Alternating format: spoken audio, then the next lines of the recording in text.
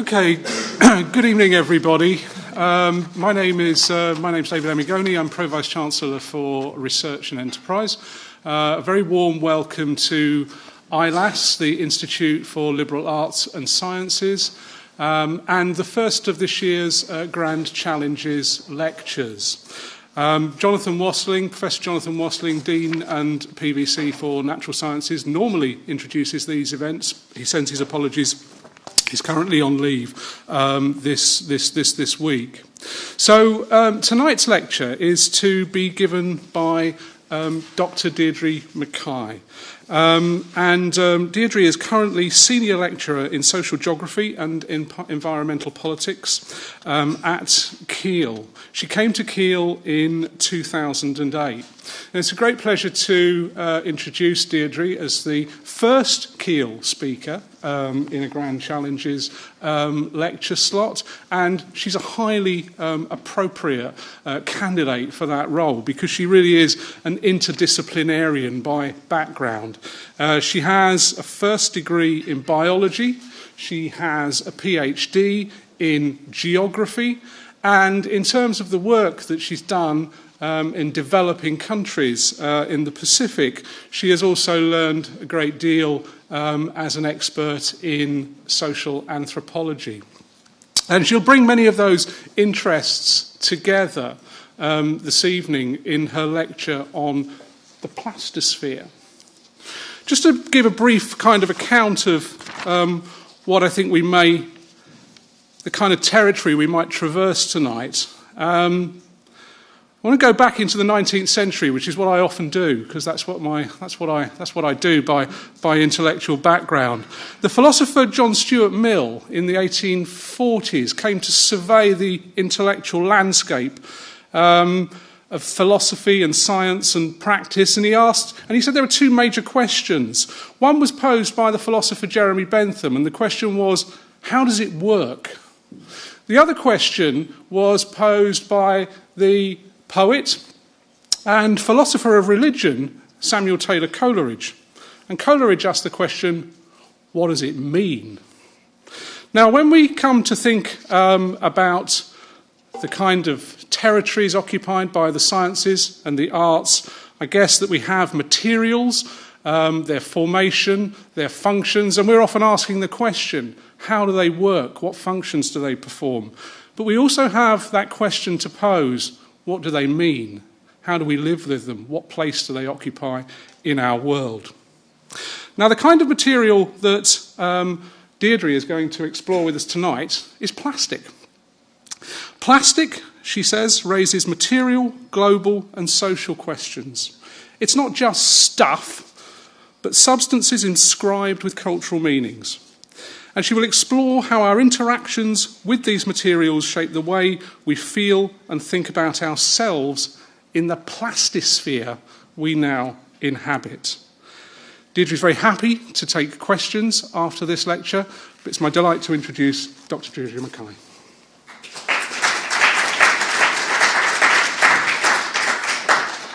Thank you, David. Thank you, everybody, for coming out this evening. It's great to have such a warm and friendly audience, and special thank you to the ILAS people for coming along. It's really good to be able to talk to you. So, my title, Plastisphere, the interdisciplinary challenge to transform the social life of plastic. A number of you are going to be thinking, how is it that plastic has a social life? Am I dating plastic tonight? What does this mean? And my argument tonight is to convince you that there's something social about plastic that moves, that shifts, that changes. So I'm going to set out an interdisciplinary challenge.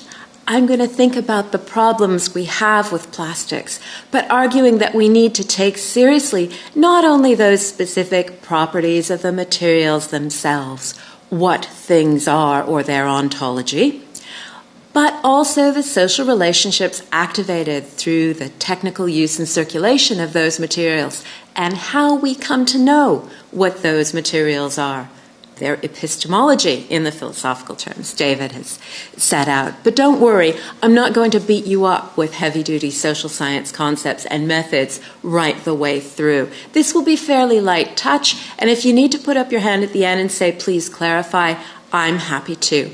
I want to locate ethnographic and cross-cultural research as a central concern in our exploration of new ways to think about and live with plastic, new kinds of plastics, and forms we can make from them. So what I really want to do is set out some things that will be familiar to many of you, take you into very unfamiliar territory, take you to think about something that will be strange for you, and then help you come back to something more familiar with fresh eyes. So we live in a plastisphere. This idea originated independently in several different sources and disciplines, probably from about 2011 onward. The idea is that plastics have a very specific set of properties, but they're activating these social relationships the way that they're circulating. So we have these little zooplankton that have ingested small plastic beads from cosmetics, and these beads are percolating right up the marine food chain. But plastics make and are made by culture.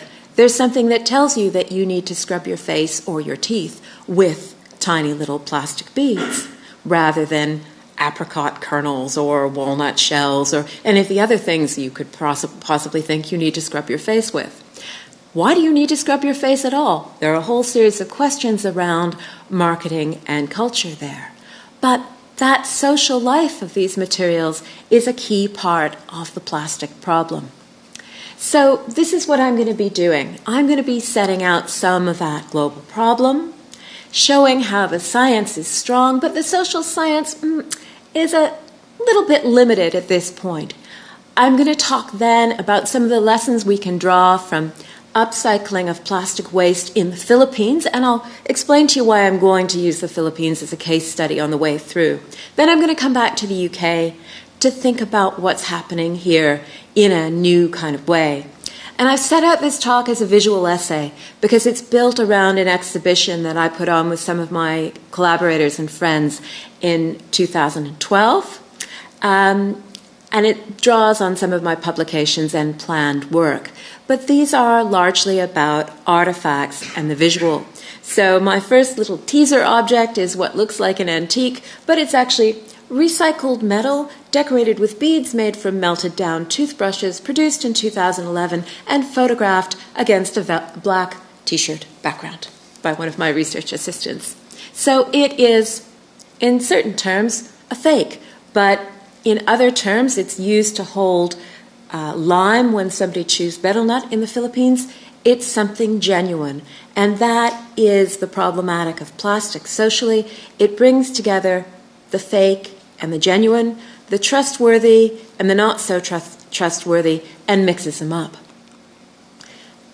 One of the things that we can say globally about plastic is it has been our material of progress. It was key in the 20th century, particularly in the democratization of abundance and the democratization of design. So for lots of people around the world, living in materially comfortable circumstances has depended on having plastic goods, plastic construction, plastic plumbing, etc. It's also become the key material of the new geological era in which we're living, the Anthropocene. If you look at the impact of human activity on the Earth at its widest extent, you will find plastic scraps, plastic pieces, plastic particles everywhere. So much of what we learn about our use of plastic in the UK is coming to us as stories and displays, particularly of the impact of plastic waste that we have discarded on wild places and wildlife. And this is part of the public trope of plastic that we encounter here, and that is marine plastic. So this is a photograph from an exhibition piece put together by the artist Stuart Haygarth called Strand. It sits in the University College Hospital of London in the Macmillan Cancer Centre, and it's made from plastic waste that he picked up across British beaches in a massive beachcombing exercise. And it's there in a way to remind us of the fate of what we discard. But it doesn't answer the question of what else we can do with this material and how we act toward it more responsibly in our daily lives. So it can be a disenabling place from which to start public engagement, because you end up hectoring people. And that isn't necessarily the most creative or productive way to have that discussion. But we do know that the world has a plastics problem. There are more than 5 trillion little plastic pieces floating around in the world's oceans. The scraps of plastic out there are breaking down very slowly, and as they do so, they damage marine life that will ingest them. They also serve as a substrate for disease-causing organisms. These things should not be out there, and they are dangerous. The plastic microbeads that have been the topic of a more recent panic are actually fairly easy to regulate. You can ban them reasonably easily. The plastic scraps, much less so. And the ironic thing about these plastic scraps is they are by and large scraps of recyclable material. They are what the plastics industry calls leakage. And here's some scraps that have washed up on an Australian beach, courtesy of one of the bloggers that I follow, actually via Facebook. Plastic is forever. So there are people out there doing great activist publicizing work, documenting the extent of the problem. The UK certainly has a bit of a plastics problem. And here is where we find something rather peculiar. Our rates of recycling have increased, particularly since 2011. We're doing a much better job of getting material into the recycling. However, half of all recyclable plastic bottles, which are the high-value plastics that work through the recycling system very economically and without much of a problem, are still never being collected. That's 16 million plastic bottles a day. And missed plastics are the biggest category of unrecycled materials that we've got. And if you talk to people, and I'm trying to triangulate and look for this piece of information from multiple sources, the real reason that people don't bother with recycling plastic is they know that vast quantities of so-called recycling actually will end up in the local incinerator. It's not really being recycled. It's just being treated as other domestic waste. So that little factoid came from treehugger.com, but I picked up the same piece of information from Hugh Evans, Keele's environmental manager. So this is coming in from multiple sources in Britain, that we don't trust our recycling system. So we know that recycling should enter the global supply chain for remanufacture. It should be picked up, sorted through, shipped off for reprocessing. What actually happens is much murkier. Here's a shipment of something that was labeled recycled or recyclable plastics that was sent to the Philippines from Canada. And we would hope that it was mostly type 1 and type 2 plastic, because those are the ones that have sufficient value to actually sustain global markets. Instead, it was this mess. General household waste, which at this point where you have your compostables and your glass and your metal recycling and your paper recycling and your cardboard recycling, your general household waste is largely non-recyclable plastic.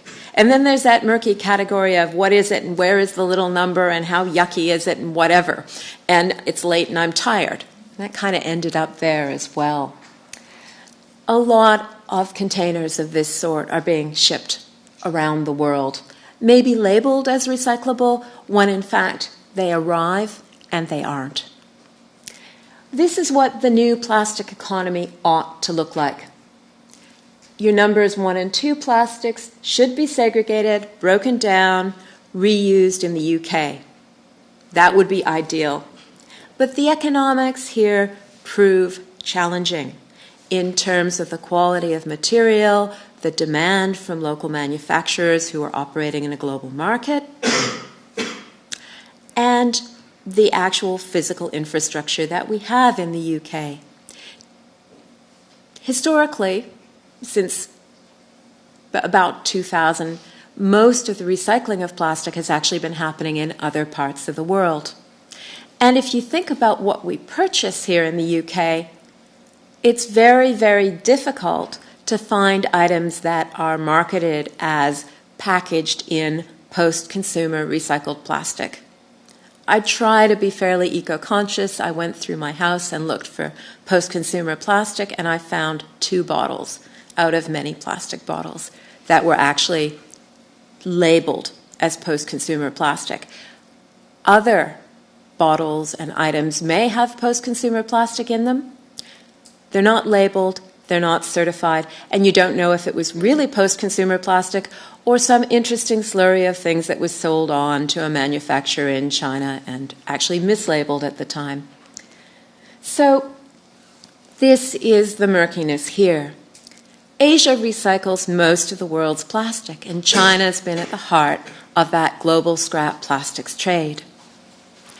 This started in one particular area of China in 2006, which is the last time they did a sort of an extensive census. There were 60,000 small-scale, family-owned workshops that were doing the sorting and categorizing and initial cleaning work. The trade itself is rife with corruption, contamination, pollution, and disease. There's a wonderful book called Junkyard Planet where Adam Minter takes this apart and looks at what's been going on.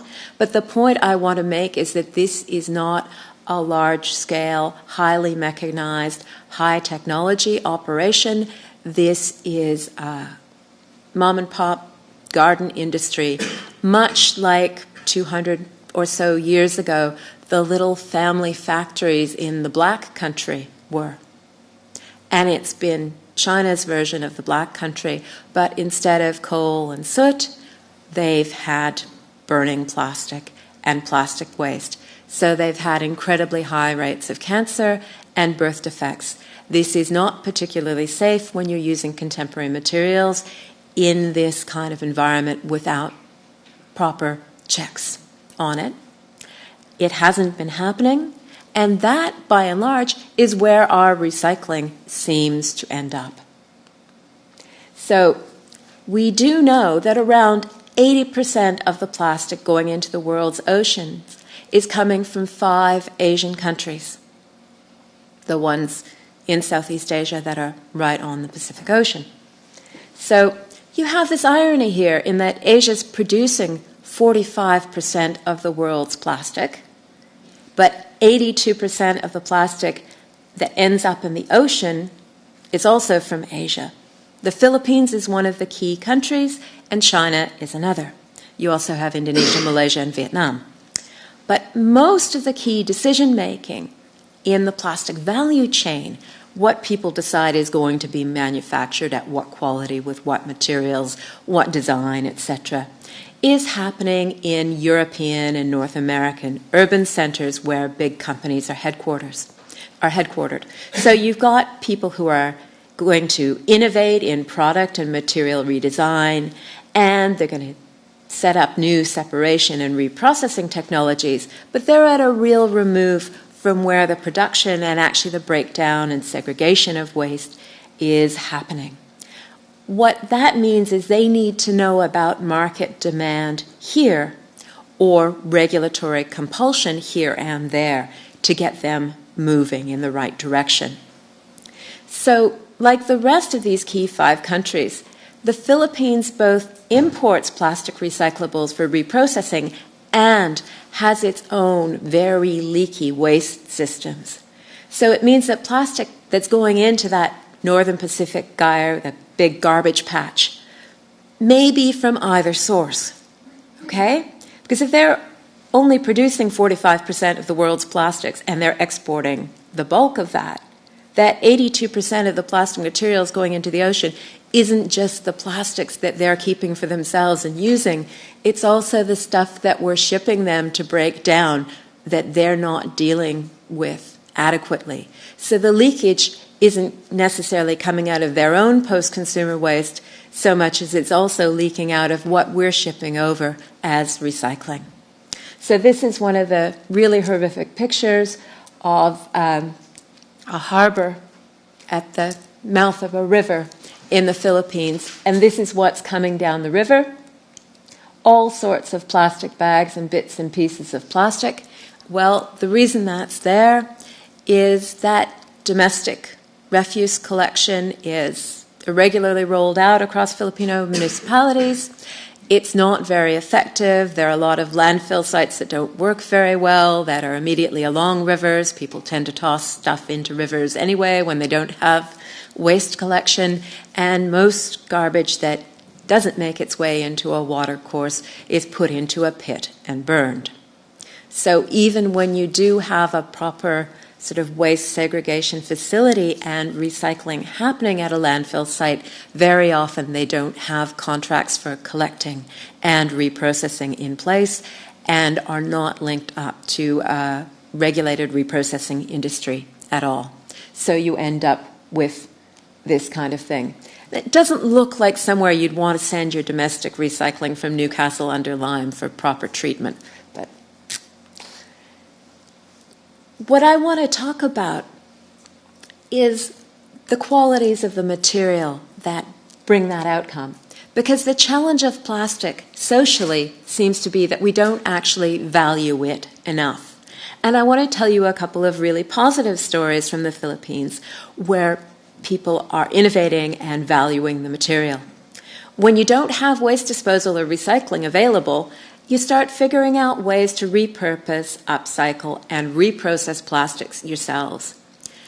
And there are some hidden meanings and symbolisms in what people are actually doing when they make stuff and reuse plastic.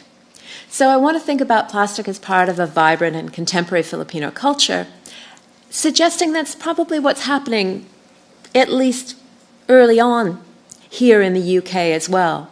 And this is what I mean by plastic having a social life. So here you have at the top a really lovely image of empty plastic oil bottles, which have kind of been chopped open. They're being reused as fish traps. If they can be cleaned adequately, it's probably a pretty good repurposing.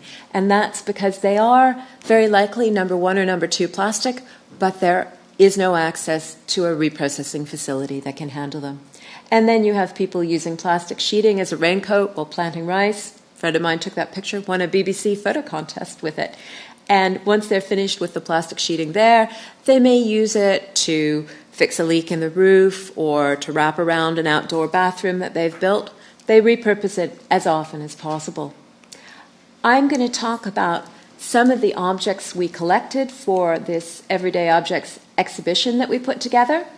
This was a British Academy funded project, and I was working with my colleague Padma Pani Paris from the University of the Philippines in Baguio City. I was working with Ruel Bumuyag, who is a craftsman and photographer, speaks 7 languages, and is a bit of a polyglot when it comes to the region. He's a wonderful communicator and facilitator. And he actually identified most of these plastic crafts and the makers for us. And Rajesh Shanti Bonavi, who is an artist, musician, and filmmaker. And then 25 artists and artisans who participated in our workshops. So the first thing I'm going to talk about is plastic replica trade beads. And I've got some with me. So these are really robust. And as I talk about them, I'm going to send them out to CrowdSurf. David, here you go. Have a look. So these plastic beads replicate glass and stone beads. They became prestige goods in the Philippines between the 1500s and the 1700s, they were part of the world system economy. So the Spanish brought silver from South America to Asia and linked up the global trading system, and people in remote areas got beads as markers of value. So the beads themselves are heirloom items for upland indigenous people, particularly people known as the Kalinga. And they've been making their own replica beads from old toothbrush handles since the late 1960s. So what you see there, that's made out of CD cases, bits of plastic hanger, fast food, those little white plastic spoons and forks, other bits of scrap plastic lying around, and then some of the colors come from plastic nurdles that are purchased in a market, been imported from China. So if you want to understand what people are trying to replicate, I've got a strand of some of the more real ones on as well. These will not be crowd surfing, though. You can come and look at them later. They're worth a little more. So the long strands of beads are called Bonet, and they signify inherited wealth. To actually have one of those things that you own and to have it retain its spiritual potency as a wealth generator for your family, you have to hold an annual redistributive feast, which, depending on the number of beads in it, will require you to sacrifice a certain number of pigs and feed them to your friends and neighbors. They are expensive to maintain. The replica versions, not so. So here are a group of young women performing a traditional dance for a visiting dignitary, and they're using the plastic versions that are attached to their skirts as part of their routine. The beads they're using talk about social mobility and class. They've decided to rework plastic into beads because that for them is a prestige item. It's something that they can use, it's something that they can share, and it's something that intensifies their production of their culture. It's not something that has a massive market value and that you can upscale into capitalist production and flood the world economy. They're not interested in that. They're going to take their waste and turn it into something that's useful for them as a statement about what they value beyond the market. So here's one of the bead makers who I call Feli. She works from her house. She's making beads from plastic scraps mixed in with those plastic nurdles. So there's an example of the kinds of beads she makes. Here at the bottom left, you have her materials library, the remnants of things that have been successful and sample beads that she's made. So you've got a bit of CD case. I can't remember what the white thing was, some hangers and stuff. She was telling us, bring me anything you've got that's broken, where the plastic has a bit of a shine to it, because that I'll try melting down and see how it works. But shiny plastics remanufacture well for my purposes. She experiments all the time. She's always looking for new colors and new textures. And if you've seen the beads going around, which are hers, they have a sort of pleasant handmade feel, although they're fairly lightweight, and they have little sooty inclusions in them. So even though they're plastic, they've kind of got that artisanal touch.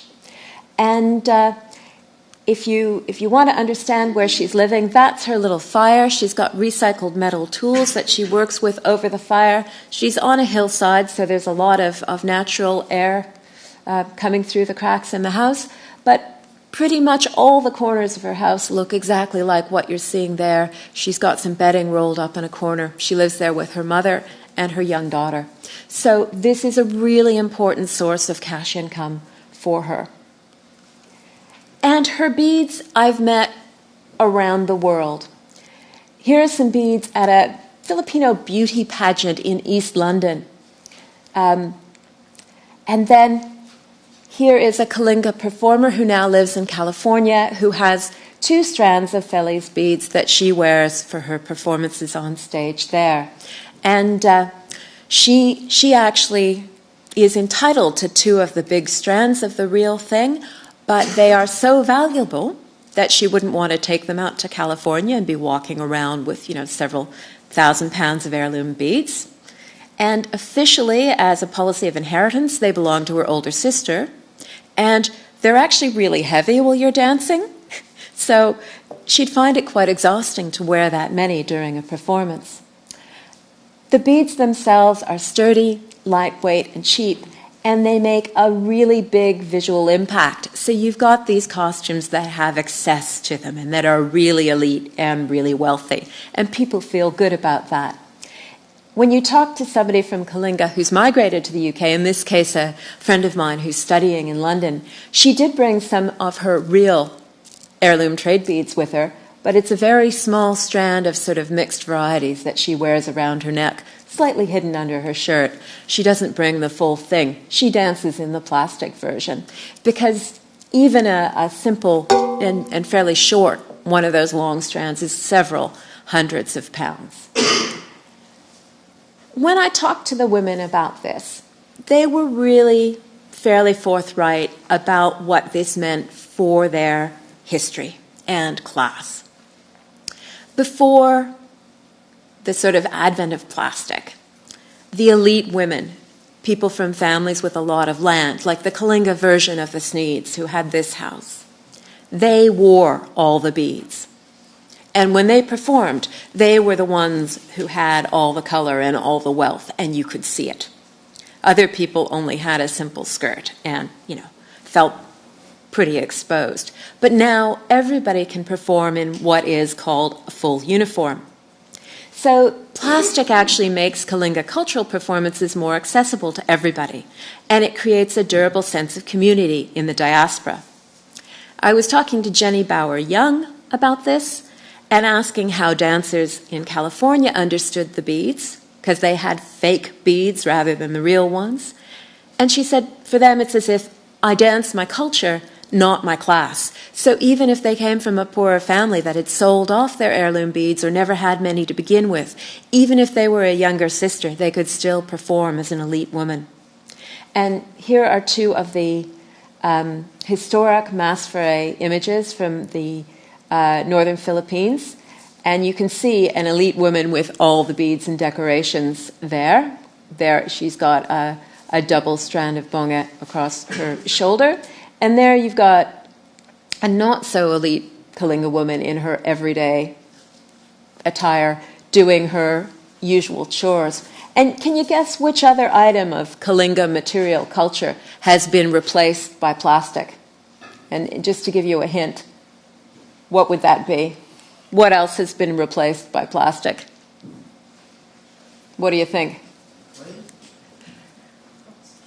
Clay pots, particularly the water jars, because there's no way somebody would go dancing around with their entire collection of clay water jars they need for carrying water on their head unless they actually had plastic buckets in reserve. So that particular very stunning dance that Jenny Bauer Young does with 9 clay pots on her head was choreographed for her in the late 1970s by her father on the basis of this photograph. So there's been a kind of cultural efflorescence, spectacular performance, statements of culture backed up by exchange practices and rituals. It's been durable into migration. It shapes the international experience of the Philippines, and it depends on this kind of reappropriation of plastic, enabling a democratization of culture. Now I want to turn and look at another object, and again, I've got one for you to have a look at.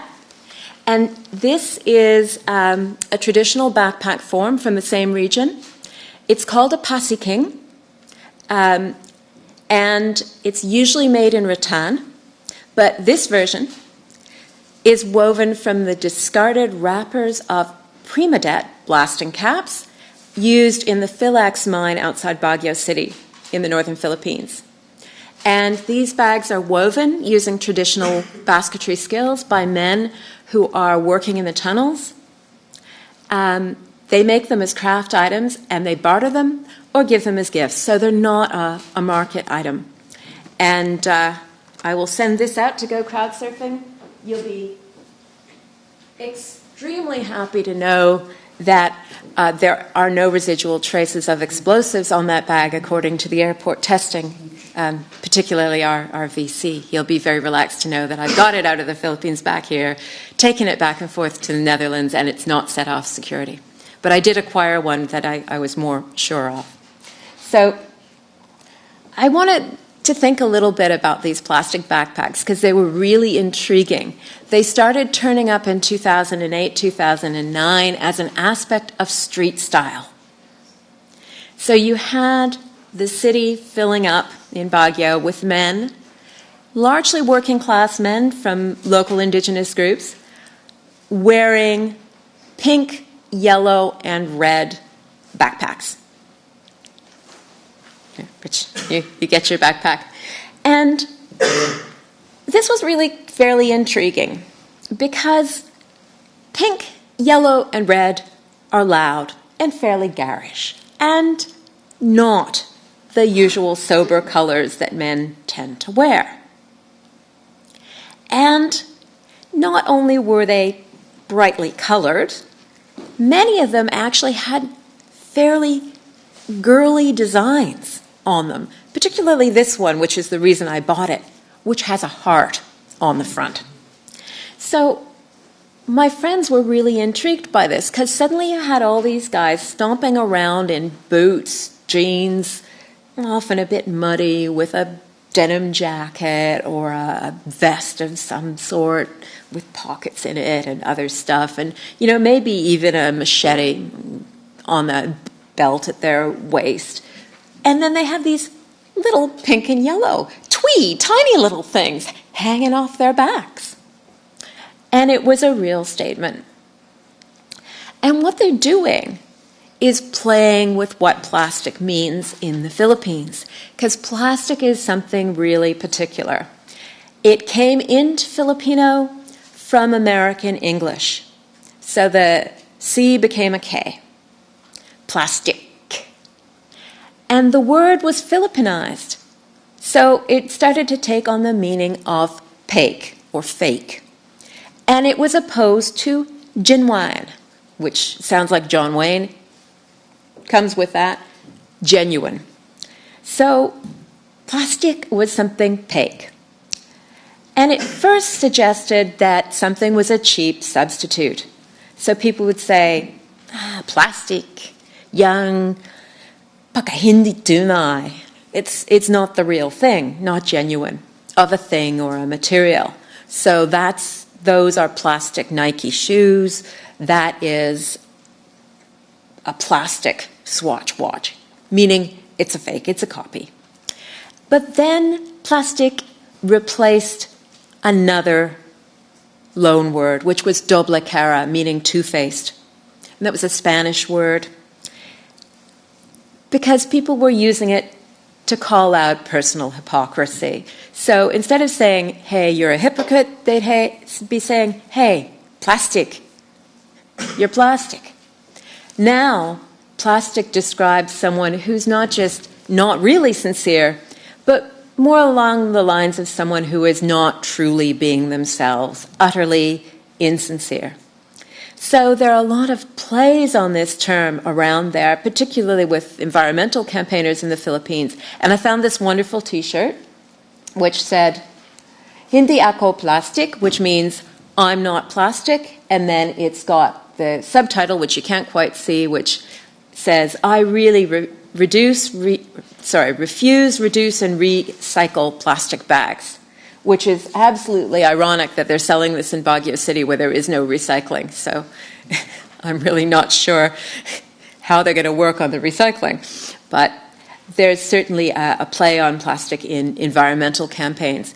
It means something when these guys are stomping around with these pink and yellow girly designed bags on their backs. At the same time,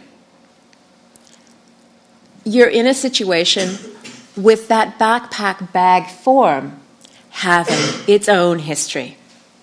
American colonial collectors, they took these rattan Pago King bags into the global art market, and they turned them into a commodity that was tribal art. So the basket's value actually was based on their use as what Filipinos call takba, which is a container for ritual items that would be used by indigenous people for sort of domestic sacrifices and rituals that they'd hold.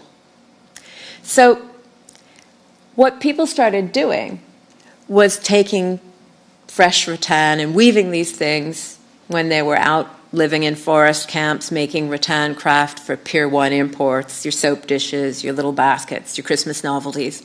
And they'd make one of these big basket backpacks, and then they'd hang it over the fire and daub it regularly with animal blood for a couple of months, and then they'd take it in and show it to a dealer and say, oh, my grandfather had this many years ago, and it's a big part of our family's ritual life. And the dealer would say, oh, yes, here's several thousand pesos. And then, they would go on up the chain until finally it would end up in a gallery somewhere for several £1,000s as an item of tribal art. And the middlemen would have made quite a bit of money. So by the 1980s, the rattan weavers had actually saturated the market with fakes. So dealers and experts from UNESCO, who I've been speaking to, can't discern the difference between the fakes and the tribal art market.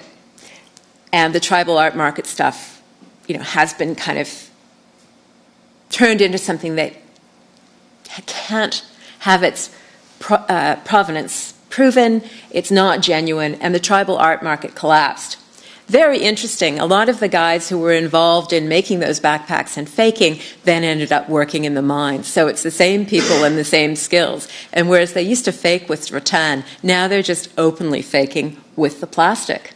So the young men who were out working in the forest camps actually turned into these mine workers. They've encountered the same kinds of working conditions, low wages, sporadic work, fairly awful living conditions in both the forest camps where they were doing the rattan production and in the mines. The wages are slightly better in the mines. They're more centralized. They're not moving around. There is more lobbying. But it's still not great. And for them, they actually have a big thrill. They're not really allowed to repurpose the material that they have in the tunnels, but they do it anyway, and they smuggle it out. So it's, as one of my friends in the museum explained to me, it's a sticking it to the man backpack. Yep, it is. So it is actually a comment, and a very profound one, on masculinity. And this is thinking about the interview I did with the guy who owned that backpack before he sold it to me on the side of the road. And plastic makes a political statement, particularly when it's used in ritual, because these items have then been reincorporated into ritual life and used to hold material for the rituals that people hold in their communities and at home. Because a lot of these indigenous men, they can't find secure, well-paying jobs that would allow them to be good providers and sort of proper Filipino men. And they feel emasculated. They feel that their masculinity doesn't live up to what's expected of them. And I always sort of wondered about this. Do I just meet a lot of Filipino men in this area who are angsty about their masculinity? Maybe I'm just somehow attracting them. So what I did was I triangulated. I sent my husband in and introduced him to two of my friends, and within about 2 minutes, they were talking to him about their lack of secure work and the challenges to their masculinity. So he was able to confirm that even if we completely changed the gender of the person they're interacting with, this is a theme. And when I talked to this guy, he was saying, as if I wove it knowing it would end up with a woman, but I've been wearing it for 7 years anyway, with the heart on the back. And he is a 57-year-old former miner.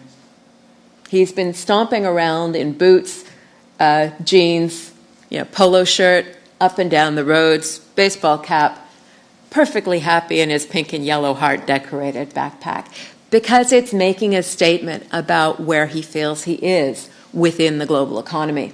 And the statement is a really profound one, because he's saying, I can take where I am put in the global economy with all this stuff, with this detritus, with the garbage, not earning very much, dismissed on a whim if there aren't production orders, not really secure, and I can turn it into something durable and beautiful with my culture and with my skills. So what he's using is that plastic material and its history for Filipinos, the just how things are of plastic, because it's a trickster, because it's a fake, because it can't be trusted, to say, actually, masculinity is a bit like that too. What people say men should be doing, how they should be, it's actually something plastic, and I can be legitimately a different kind of man. So the material highlights this kind of economic exclusion at the same time as showing up how masculinity is itself, like plastic, something that can be made, remade, changed around. There's nothing particularly genuine to it. It's open for reforming, reappropriating, reweaving. And that's something that people on the margins of the global economy really want to hold on to, which explains why you get this sort of ultra machismo self-presentation with the girly little plastic backpack on the back, which I think is entirely charming. And it's this wonderful sort of sending up of the self, saying, I may be one kind of worker in the global economy, but I have a whole other set of skills and abilities that come from my culture and my relationships, and that's what will sustain me. So now I want to come back to the UK and think a bit about plastic upcycling here. Because for craftspeople here, plastic recycling is a really fairly new niche, but it's also possibly a key area for growth. Because we need consumer demand here for recycled plastic to create a circular economy. I'm not suggesting that we should be importing Filipino plastic beads or backpacks. They don't have resonance for us. The whole point about them is they're making that economy there circular. They're things that people need to sustain themselves, to practice their culture. What are we doing here?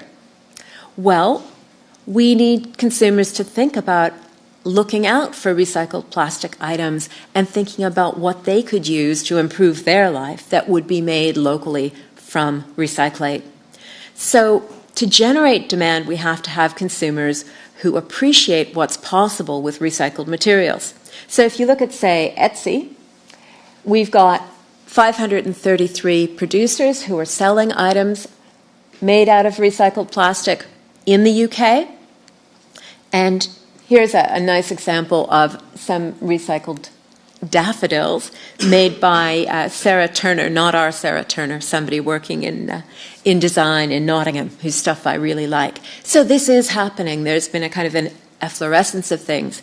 But not all of these items have quite the same significance for us, perhaps, as those items do for people in the Philippines. And I think we need to look into this more deeply and think more about design and demand. We definitely have industrial uses that we can find for our post-consumer plastic waste. But we're always in a bit of a bind. And here's a little excerpt from a recent exchange I had with Keele's environmental manager, Hugh Evans. It's a national issue that there isn't a clear and transparent audit trail for all the recycling that's produced. If it was clearer where the recycling you segregate is sent and what happens to it, then people would be much more engaged and the recycling rates would be higher. We work with our waste contractor and we know where the recycling is transferred to. But onwards, there isn't a clear audit trail. And the generic answer is a where the market dictates. I think much of the recycling is sent abroad to be processed, with China being one of the key destinations, as that's where we buy most of our consumables from. And this is talking specifically about the recycling generated by Keele campus. We are a big producer. And that's as far as we're able to audit what's going on. So we actually need more information there, as do most big producers and most councils in the UK. It gets very opaque. one thing that you can say, I think, reasonably safely is that people are confused by their recycling.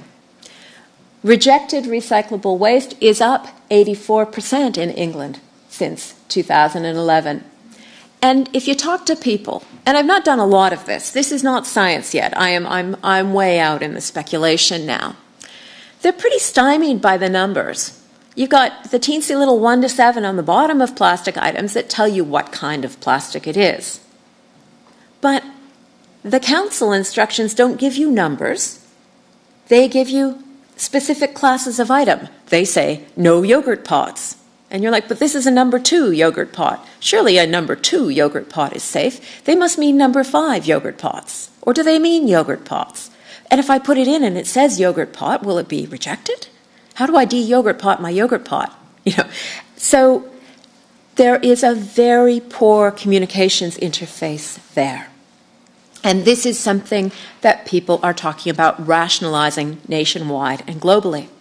So you've got a couple of research questions. What kind of lay taxonomy do people actually use to decide what to bin and what to clean and recycle? Are they even looking at the numbers? Are they looking at the texture of the plastic? Are they looking at how grungy it is, how convenient it is, how and where they have to store it? There are all sorts of factors that may be impinging on their decisions, not least of which this is something that they'll probably be putting outside their house in a receptacle that might be open or accessible to the public, so it may depend sort of what it contained, what it looks like, how it reflects on them, how they anticipate other people might judge it. So there's another question there. Why do people end up contaminating or deciding to contaminate their curbside recycling? Do they make decisions to put things that are number 5 plastic in because the council tells them? Are they putting in number 7 other because they think some miracle will happen and it will enter a value chain where it can be used? Are they doing it as a protest? Do they even know? Or are they still trying to sort out the generic kind of yogurt pot and to think about what that might extend to? So there's lots to be done in terms of understanding what the everyday experience of interpreting these instructions might be. If you have a circular economy, which is what we're looking at with plastic, you need a combination of public education to support your market making and new technologies. So there's a great deal of innovation happening with creating new materials and improving waste systems. But it's still really difficult to trace post-consumer recycled plastic in any existing supply chains. So if you look at local manufacturers of plastic, like JFC, for example, not to single them out, they just happen to be approximate, they're in Runcorn in Cheshire. They do accept post-consumer waste, but we're not sure from where, and we're not sure which products they're making actually use that and what kinds of waste they're using. They don't actually say where they source their waste. So it's not out there in terms of the marketing. So you've got all these wonderful materials. This is new marble, which is a kind of plastic marble that's on the materia.com website. It's being made from plastic waste in Sierra Leone and Angola, and that's wonderful. But in a lot of ways, do we actually want to be shipping plastics from Asia to the UK and then back to somewhere else and importing them again? Is that not actually creating a lot of shipping traffic and going through a lot of fossil fuels to generate greenhouse gases to move plastics around when we have the material here?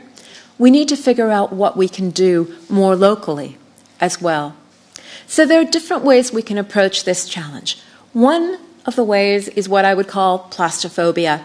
Let's give up plastics. They're bad for you, they're unpredictable, may cause disease, they may be contaminated. We can live our lives without them. We can go back to glass, metal, paper, and wood. And if you haven't looked at what's going on with those in terms of some of the environmental concerns, you're a bit naive. But we can pay a premium to do it, including those greenhouse emissions from transport.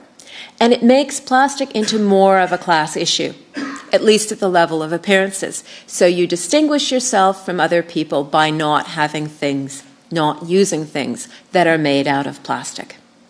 And this relies on individual consumer choice. So there is a wonderful website that I've been looking at, which is lifewithoutplastic.com, and I looked through what they had to say, and some of it was very convincing until they were trying to convince me that what I needed to do was order soap that didn't come in a plastic wrapper or plastic container to be shipped over from New Zealand. And this occurred to me that there was a problem in this value chain, that I probably wasn't saving the planet by doing that, but I was supporting a business in New Zealand, which is wonderful. But we could let consumer choice take us in rather peculiar directions. We could try loving our plastic, learning to live with it as a best choice material when it's as green as you can possibly make it. And there are a lot of people working on greening particular plastics and plastic packaging. So there are technical people out there with great ideas, but there's very little consumer demand for the products they're actually generating. So we can ask that we have recycling that's transparent, certified, audited supply chains, and that they're as local as possible. But this throws up a much more complex set of social problems. What does plastic mean to us? But it's going to have broader impacts. We're going to need large-scale commitments to public education and to citizen science type experimentation and waste tracking, just to get ahead of the industry itself. And this brings me back to one of my Filipino concepts, which is the idea of plastican. Because art therapists in the Philippines actually take plastic waste and use it as a metaphor, because of its cultural baggage, for the psycho-emotional work that people do in reshaping themselves. So they take waste plastic and they work through their trash, as it were, their bad feelings, their frustration, as they make a piece of plastic art. They cope with trauma and disappointment by creating with plastic. And doing that, they work on themselves. So plastic has moved into this verb of working on your own hypocrisy. In the UK, we're actually likely engaged in another kind of deeper discussion with the material where we sort out or don't sort out our recyclables, but I have no idea what that really is. That's an open research question. I doubt British people are any less exotic than Filipinos. I think we just need to step back from it and come and look at it with fresh eyes. I had a wonderful experience describing how we recycle to somebody from South Africa about a week and a half ago, as we're standing at one of the green boxes and looking at the numbers on the bottom of the little white cups and the stir sticks and things. And he's just looking at it and going, "That's entirely pointless. That's going to have to be thrown out, isn't it?" I'm like, "Yes." He said, "Oh, but it's a ritual." I said, "Yes, it is a ritual. We are ritually sorting the recycling. It's not actually going to go anywhere, but we need to be seen to be doing it."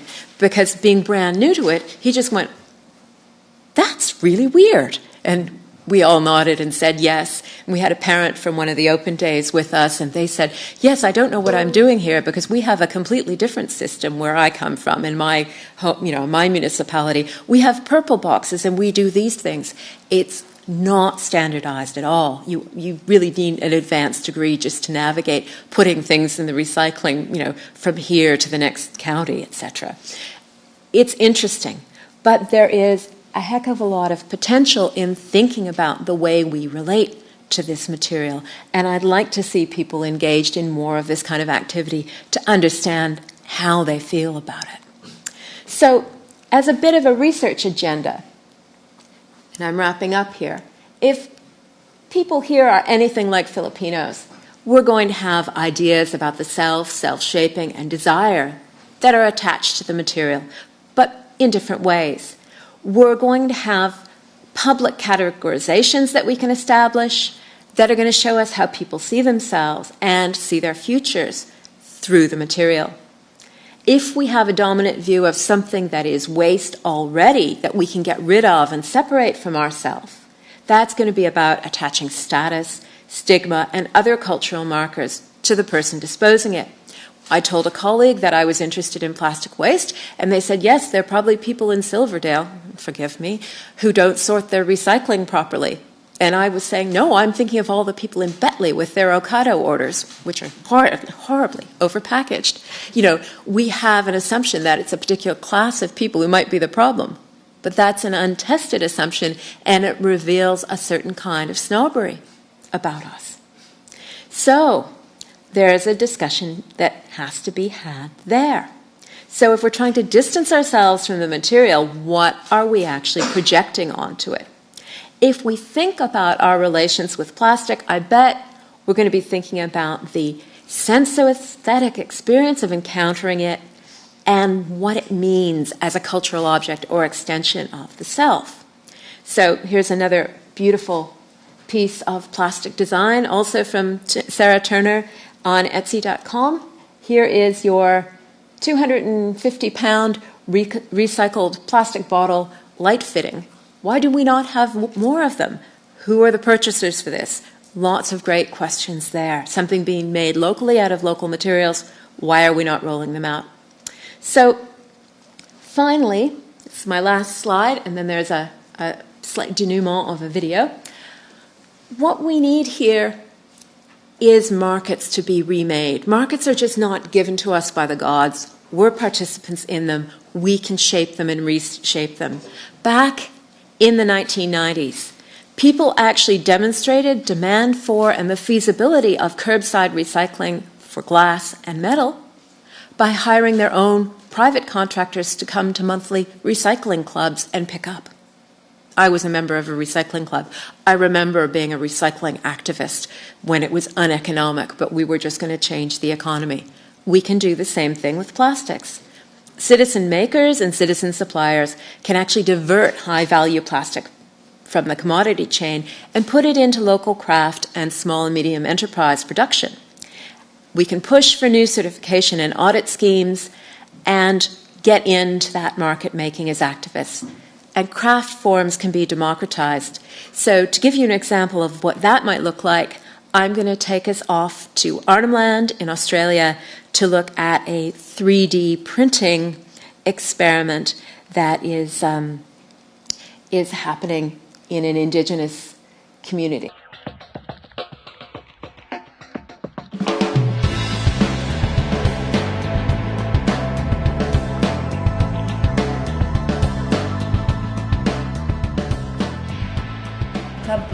Naiko nabuka mangeter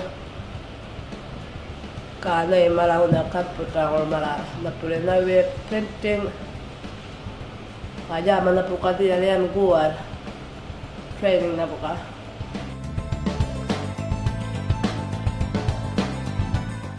darwa do around plastic to community Arabic camp ka do na more street ngora matip botolo men bakto lemoresi mariti gawa pra mariti back le kagabra le de palaja sepe ngoile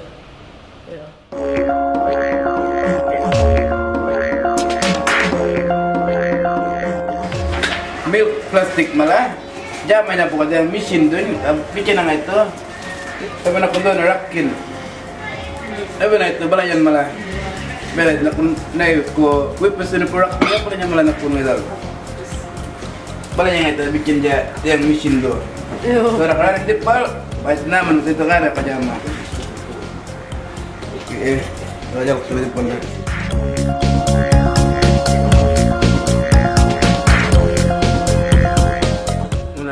tingkat kelejo mulai muka tu start ya makanya desain malah pada memory card lagalkan memory card SD card kabalan rolan tu na pala mesin len pada tukar printing nala cukuman pun untuk mesin dun zaman bera dapur kuman mana nak bergetir na perjaman malah ka zaman itu dengan orang komputer makeup na pinunal komputer ngelingunal komputer le jam do kane ngel jana mere macam na betul ni na kundurim ni ben shape na kundul kau charger dia itu kamar dia tinggal camping doa nanti cuma charger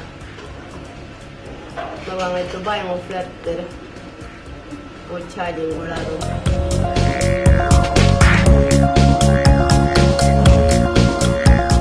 jual ngatin tuan ada jaman printing yang orang machine tu bala bikin na ini nak kondoal. Yung ada tujuan jadi pelarolan tu cara konawing. Jadi pelarolan tu dah kalau mat ngai tu aku orang bikin. Iyo kalau yung ada ini meritin kalau ngajul itu ngomong jamai. Ada jal palanya orang interesting. Kulin nap tu dikim ka jamur kulin bala bingo wala kan gulung matin nap tu kawalan dikim.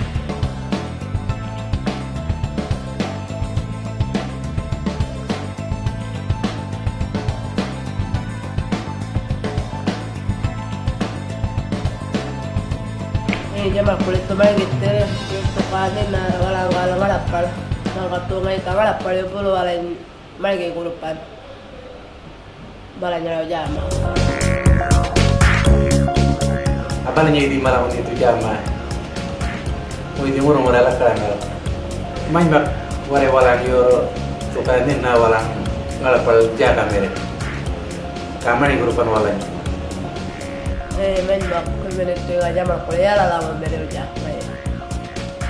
Balanya. Kalau kawalan tungutan walau tubig dan jama na kuntuan na pulka jama. Plastic, fantastic, go! Now, okay. So I wanted to leave it with that because the dean isn't here and I want to lobby him for a 3D printer because I think we should be using this in some of the extension work that we do at Keele and getting some students, always get those with these things, some students involved in thinking about what this kind of technology means for, I'll just leave it there, the kind of craft history, workforce, employment prospects that we have in this area, because we've got a lot of people who are familiar with design, production, and 3D thinking who are sitting around fairly idle and would love to have a play with some of this stuff. But we need to figure out what is important to us. I think probably the most interesting thing there for the Yolnu experiment was the phone charger. That was something they really do need. The rest of it was just figuring out the limits of the technology. In terms of what I brought from the Philippines, it has a lot more political potency and commentary behind it. And if you're interested in the more anthropological arguments I've made, I can tell you where to find them in the literature. But that's it for now. Thank you.